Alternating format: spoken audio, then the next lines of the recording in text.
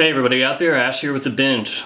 I actually got a request to do this video, so I'm paying attention to your comments here. This is one of my haul videos. I've not done one for a long time. I'm gonna have a couple more of these coming up in the near future as well. These are some of the fragrances I picked up over the last couple of months. I've got 9 of them to share with you today. I'm not gonna go into too much detail here. Some of these I already have done reviews for. Actually, just one.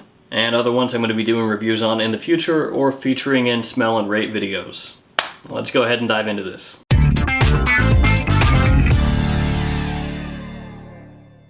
We're going to start it off with some of the newer designer releases that I've picked up. First up is this guy, 1 Million Lucky by Paco Rabanne. Oh boy. The bottle design on this is pretty similar to the 1 Million Privé bottle design, where you can see through and see the juice inside. The moist juice. Go ahead and creep some of you out there.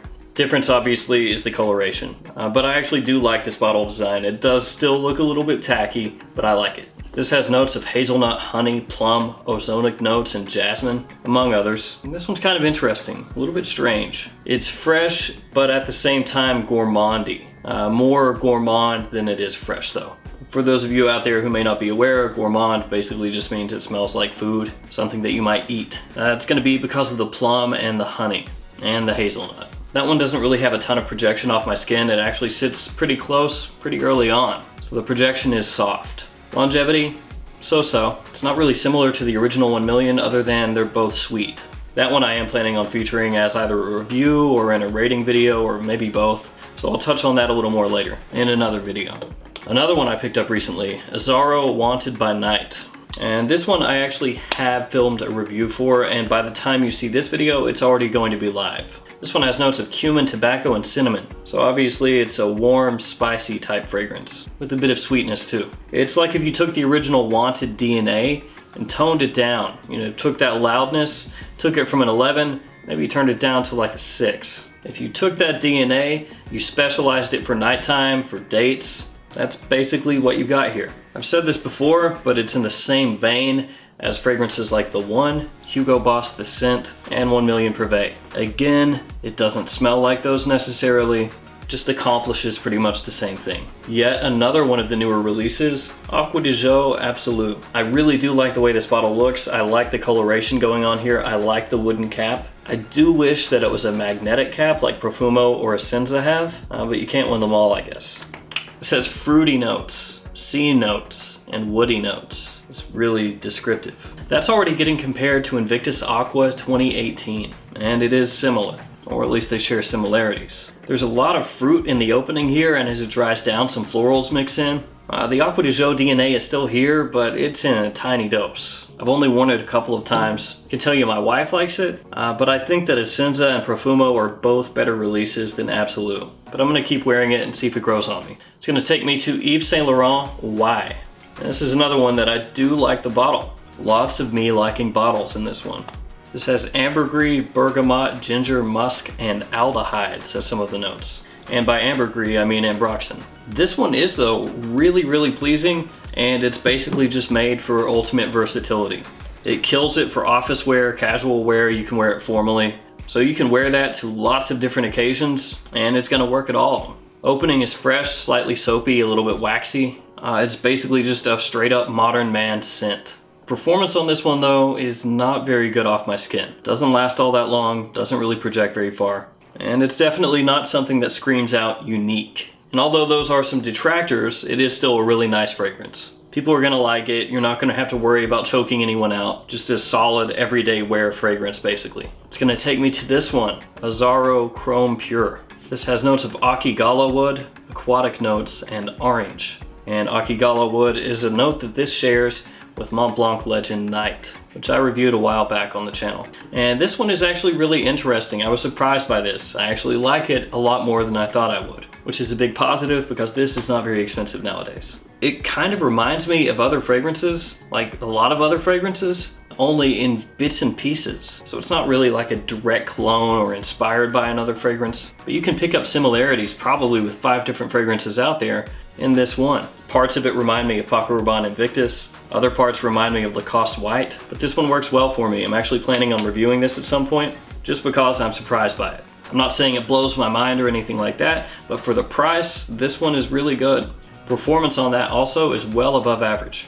Next up, a discontinued one, Nicos for men.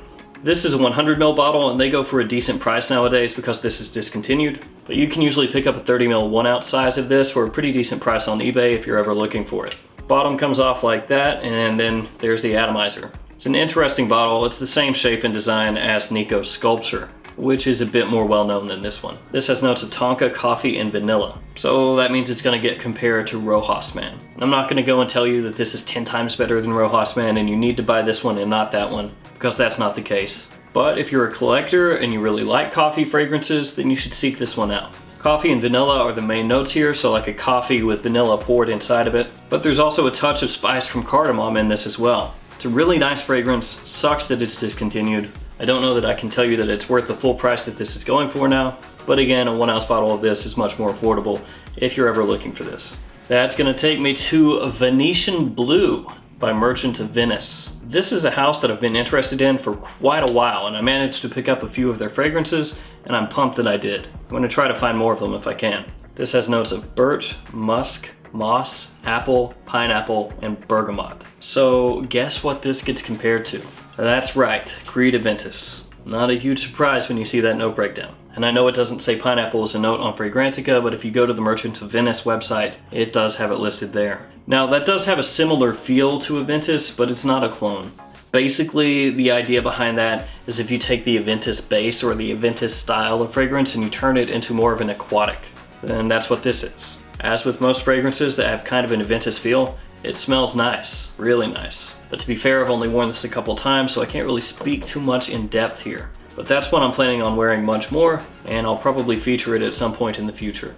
Up next, Xenia, Javanese Patchouli. A lot of you out there are aware that I dig patchouli, and that's across the whole range of patchouli. Clean and fresh, dank and funky. I like most of it. And this one is a great one if you like patchouli. Patchouli, pink pepper, cedar, some of the notes here. There's a little citrus off the top that leads into a nicely spiced patchouli, and that patchouli has a little dose of sweetness too.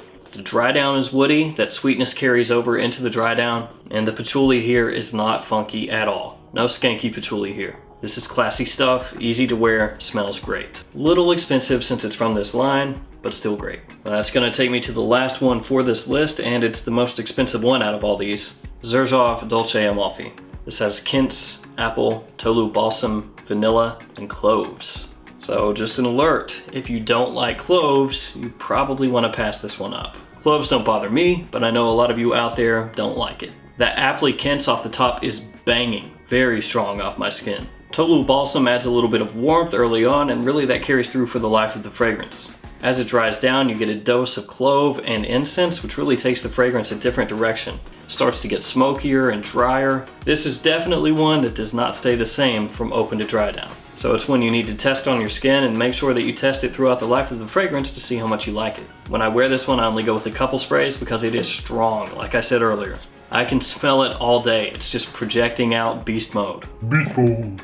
So there we go. This one's gonna wrap up this haul. Xerjoff Dolce Amalfi. Thank you guys for tuning in and checking out this haul with me. As always, I appreciate your support. I'll have another haul video before very long where I touch on some more fragrances that I picked up recently. If you wanna see any of these reviewed, let me know in the comments. If you wanna see any of them rated, let me know in the comments. As always, thanks so much for watching. Please like, comment, subscribe. I'll see you guys next time.